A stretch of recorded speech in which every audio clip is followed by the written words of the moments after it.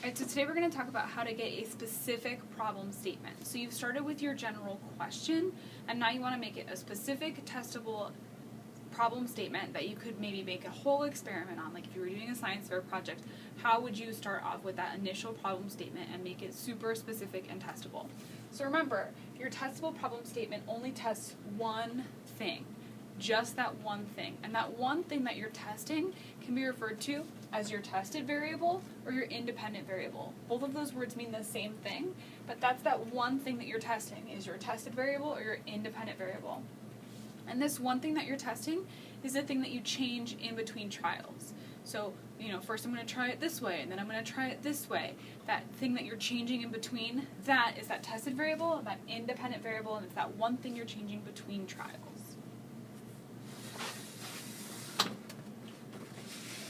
So we're going to go through an example, and so my problem is I want to know how to get my basketball to bounce highest. So I need to add some sort of qualifiers to this. I need to make it more specific. Specifically, I want to know when. When am I trying to get my basketball to bounce the highest? So for my example, I want to know when I drop my basketball from 1 meter above the ground, how do I get it to bounce highest? So already I'm starting to make this statement more specific.